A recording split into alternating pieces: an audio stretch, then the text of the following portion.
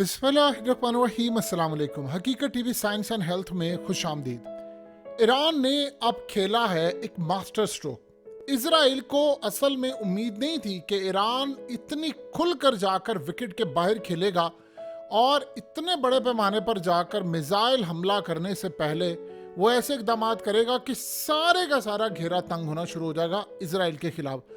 Iran के foreign minister इस वक्त हंगामी मीटिंग के लिए पहुंचे हैं सऊदी अरब।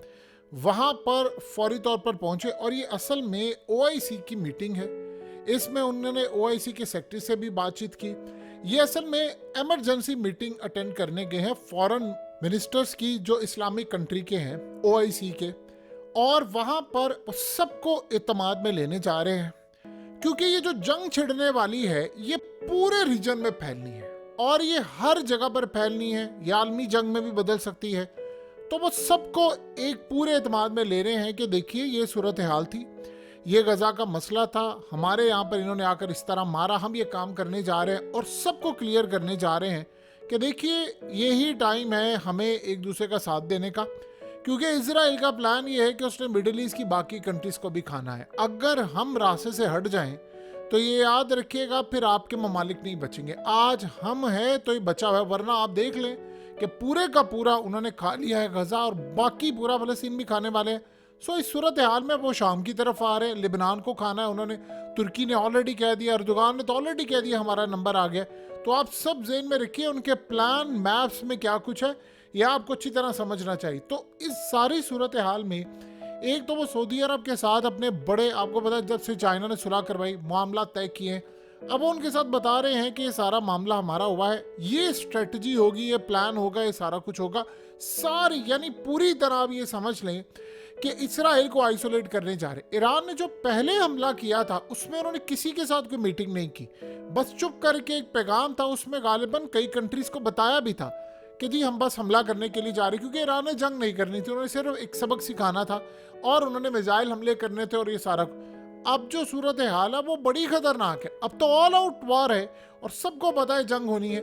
और सारे ममालिक को एक बात बड़ी क्लियरली बता दी है कि कोई मुल्क अगर अपने अड्डे इस्तेमाल करेगा हमारे खिलाफ, यानी अमेरिका को दे, इजराइल को दे, एयर स्पेस इस्तेमाल होगी, तो फिर हमारी तरफ से उसके खिलाफ एक बड़ी लड़ाई की भी यानी तैयारी रखे। सो इस सूरत हाल में मुस्लिम ममालिक को उसने पूरा एतमाद में लिया। इसमें दो अहम चीजें हैं। इसराइल मुकम्मल तौर पर हो गया आइसोलेट। उसकी वजह यह है कि अब इन ममालिक ने क्लियरली कह दिया है, जैसे मिसाल के तौर पर हुआ ये था, आपको पता है कि जो जॉर्डन के फॉरेन मिनिस्टर आए और उनकी आकर जब मुलाकात होती है यानी ईरान के फॉरेन मिनिस्टर से, तो वहां पर उन्होंने बड़ा क्लियरली उनको बता दिया था। उन्होंने कहा कि ये बात आप अपने दिलो दिमाग में बिठा लें कि अगर आपने अपनी कोई भी मुल्क हमारे खिलाफ इस्तेमाल होने दिया तो जॉर्डन के ऊपर बड़ी सख्त हमारी लड़ाई होगी। जॉर्डन ने कहा जी हम अपनी एयर स्पेस इस्तेमाल नहीं करने देंगे फलाने, उसमें बड़ा क्लियरली ईरान ने कहा।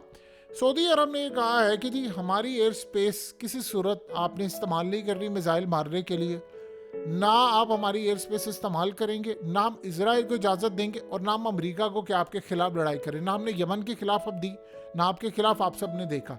इस बात पर जाहिर सी बात है ईरान ने अप्रिशिएट किया, लेकिन सऊदी अरब से लेकर बाकी सारे कम से कम इस बात को कहते हैं कि इसराइल ने बर्बरियत की। तो इसका ये मतलब है कि इसराइल को कोई सपोर्ट नहीं मिलने वाली और सारे ममालिक को एक प्लेटफॉर्म पर जमा करके बड़ा क्लियर पैगाम दिया गया है कि हम देखिए, सबको पता है ईरान एटमी ताकत बन चुका हुआ है। ईरान ने ऐलान नहीं किया, वो अलग बात है, टेस्ट नहीं किया, लेकिन पता सबको है। सो ईरान ने बड़ा क्लियरली बता दिया है। इन ममालिक ने असल में रोकने की कोशिश की थी कि भाई आप ये ना करें, ऑल आउट वार है, तो उन्होंने कहा नहीं हम तो मारने के लिए जा रहे हैं। अब ईरान के फॉरेन मिनिस्टर बड़े तगड़े हैं, इनकी बैक के ऊपर जवाद जरीफ और बड़े यानी पुराने हैं, वो इनको बता भी रहे हैं कैसे आपने डील करनी क्या नहीं, और ये बड़े ज़बरदस्त भी हैं, अली बगेरी। अब सीन क्या होने वाला है, अब जब इन्होंने बता दिया ईरान हमला कैसे करेगा, दो स्ट्रेटजीज थी। या तो वो सऊदी अरब की एयर स्पेस इस्तेमाल करे और सीधा जाकर इसराइल को हिट कर दे, या वो इराक से, अब ईरान के कोने से अगर आप हमला करें तो आप इजीली इराक आपको डिटेक्ट भी नहीं कर पाएगा, बाईपास करते हुए सीधा जाकर शाम से होते हुए आप इसराइल को मार सकते हैं। लिबनान से तो हमला पहले ही होना है, लेकिन असल में वो ये चाह रहा था कि हम बहुत सारे मिसाइल मारें जो कि सऊदी अरब की एयर स्पेस से भी होते हुए जाएं, फलाने से भी जाएं, उधर से भी जाएं। सऊदी अरब ने कह दिया कि आपकी मेहरबानी है, आपने हमारी एयर स्पेस इस्तेमाल नहीं करनी। जॉर्डन ने भी कहा। अब होता क्या है, अब ईरान करेगा क्या, कौन सा मिसाइल मारेगा जो एयर स्पेस इस्तेमाल भी ना हो और मामला भी क्लियर हो जाए। देखिए, शहाब-3 ये एक मिसाइल है जो इन्होंने मारना है, जो कि असल में किस तरह मारेंगे, और इस तरह फतेह मिसाइल जो हाइपरसोनिक है और दीगर इनके पास है। होता क्या है, कोई भी मुल्क होता है, उसकी जमीन से लेकर यानी 100 किलोमीटर तक ऊपर आसमान की जानिब, वो उसको अपनी एयर स्पेस कंसीडर करते हैं।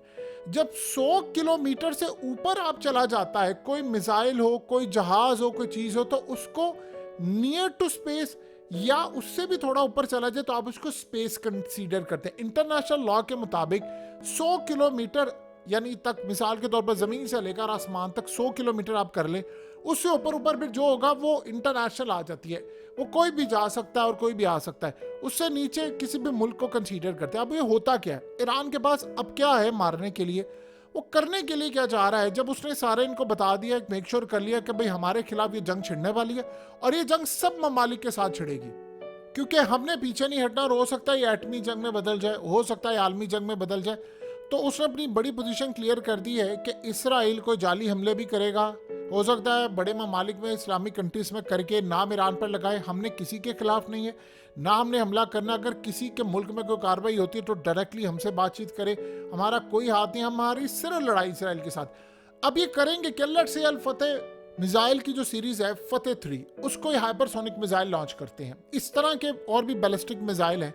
वो करते क्या है, वो हाई आल्टीट्यूड ट्रेजेक्ट्री इस्तेमाल करते हैं। ये असल में क्या चीज होती है कि आप किसी मुल्क की एयर स्पेस को इस्तेमाल भी कर लें, और पता, इसको कहते हैं हाई एंगल फ्लाइट पैथ। असल में होता क्या है कि आप उनकी 100 किलोमीटर की उससे ऊपर अपना बिल्कुल स्ट्रेट लेकर जाते हैं मिसाइल, और उसके बाद वो मूव करके नीचे आता है और देन वो जाकर अपना टारगेट हिट करता है। इससे सीन ये होता है कि ईरान को अब अपना सबसे तगड़ा मिसाइल लॉन्च करना पड़ेगा, जो चाहे बेशक सऊदी अरब हो या लिबनान हो। जैसे उन्होंने ये जो हाइपरसोनिक मिसाइल मारा था, खैर वो तो डिटेक्ट ही नहीं होता, आप किसी भी एयर स्पेस के अंदर ले जाएं, लेकिन ये असल में चाप ये रहे हैं कि इनको जवाब मिल गया है। तो ये जो एयर स्पेस होगी वो एयर स्पेस से 100 किलोमीटर ऊपर, उसके लिए उनको पहले एयर स्पेस नहीं क्रॉस करनी पड़ेगी, पूरी तरह फिजा के अंदर ऊपर 100 किलोमीटर अबव लेकर जाना पड़ेगा अपना मिसाइल, और देन वो उसके बाद ट्रैवल करवाते करवाते उसको नीचे लेकर आएंगे कि सबकी एयर स्पेस के अंदर ना आए, और ऊपर से ही स्पेस से होते हुए हम सीधा जाकर इजराइल को हिट करें। अब इसमें एक नुकसान होता है इजराइल के लिए, क्योंकि इसको डिटेक्ट करना मुश्किल हो जाता है, क्योंकि आपकी एयर स्पेस से ऊपर से कोई मिसाइल आ रहा होता है बड़ी, तो आप चूंकि एयर स्पेस में एक कैपेसिटी होती है डिफेंस सिस्टम की कि वो डिटेक्ट करता है और ये होता है, तो वो कर नहीं पाते। अब इनका प्लान ये है कि हम हाइपरसोनिक मिसाइल मारे, बैलिस्टिक मिसाइल मारे, और ये हाई एंगल फ्लाइट पैथ को इस्तेमाल करते हुए हम ये टारगेट करें जिससे मुकम्मल तौर पर तबाही हो।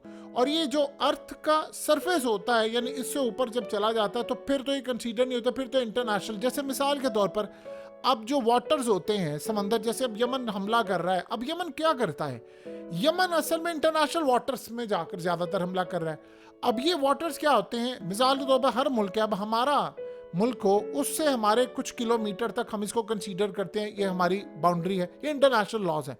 तो आप जब बाहर निकल जाते हैं तो इंटरनेशनल लॉज से आप आगे चले जाते हैं, तो फिर आप इंटरनेशनल वाटर्स में आ जाते हैं, वो सबके सांझे होते हैं, तो वहाँ पर कोई भी आ सकता है, कोई भी जा सकता है, उसके लिए कोई हदूद कोई चीज़ नहीं है। तो ये असल में सूरत हाल होती है। अब ये करने के लिए जा रहे हैं कि एयर स्पेस अवॉइड करेंगे, इनको पैगाम दे दिए गए हैं कि भाई हम इस तरह हमला करेंगे। अब ये नहीं वो कोई भी बता रहे ईरानी कि भाई हम कब इस्तेमाल करेंगे। अब क्रूज मिसाइल आप इस्तेमाल कर सकते हैं, बैलिस्टिक मिसाइल इस्तेमाल कर सकते हैं, लॉन्ग रेंज जैसे इनके पास शहाब-3 है वो इजीली आप इस्तेमाल कर सकते हैं। इसी तरह बाकी जो मिसाइल है वो भी आप इस्तेमाल कर सकते हैं, लेकिन सबसे ज़्यादा मेन टारगेट ये होगा ईरान का कि हम जब हमला करें तो हमले के नतीजे में हम बड़े पैमाने पर तबाही मचाएं, और इस तबाही को मचाने के लिए हमारे पास एक ही स्ट्रेटजी, एक ही हमारे पास चीज़ सामने हो, और वो चीज़ ये हो कि हम पहले लिबनान से भी हमला करें, नीचे इराक, शाम, मलेशिया को भी, इनको भी एक्टिव रखें। अब उनका प्लान ये है कि जो लिबनान हमला करे वो स्वान ड्रोन्स हो, बड़ी तादाद में ड्रोन्स हो। ये हाइपरसोनिक मिसाइल मैन, क्योंकि लिबनान ने भी तो बदला लेना है। और इजराइल ने ये कहा है कि लिबनान असल में बड़ी जल्दी में है, वो चाह रहा है कि जल्द अज जल्द, क्योंकि फवाद शुक्र जो है वो हसन नसरुल्लाह के राइट हैंड थे, तो उनको मारा गया, इस्माइल हानिया और ये बाकी सारे। सो इस सारे सिनेरियो के अंदर मामलात काफ़ी हद तक ख़राब हैं। सो इन्होंने अब जब हमला करना है, वो इनके पास सारी स्ट्रेटजीज है, लेकिन ये जब कूदेंगे हमला करने के लिए तो वो अकेले नहीं आएंगे। लिबनान हो, इराक, शाम, मलेशिया, और ये अभी तक इन्होंने इराक को भी कहा हम आपकी एयर स्पेस इस्तेमाल करेंगे। देखिए इराक के ऊपर ईरान का बड़ा इन्फ्लुएंस है, वहाँ से अमरीकियों को भी फारिग किया जा रहा है, रूस का बड़ा इन्फ्लुएंस है, और इराक के अंदर अमरीकी अपने अड्डे हैं वो इस्तेमाल करना चाहेंगे। इन्होंने प्लान ये किया है, इस दफ़ा इनका प्लान ज़रा डिफरेंट है। ये गालिबन हो सकता है शाम से भी जाकर हमला कर दे, तो इन्होंने इस प्लान ये किया है कि हमने उड़ा देना है इनको, इजराइल को इतना उड़ा देना है कि ये हमला करने जोगे ही ना रहे। ये असल में इस वक्त इनकी स्ट्रेटजी खुलकर सामने आई है, और आने वाले वक्त में पता चलेगा कि हालात किस तरफ जाने वाले हैं। हकीकत टीवी साइंस एंड हेल्थ की इस वीडियो के नीचे कमेंट ज़रूर कीजिए, अपनी राय का इजहार ज़रूर करें, और इस वीडियो को हर जगह शेयर करते हुए चैनल को सब्सक्राइब ज़रूर करें।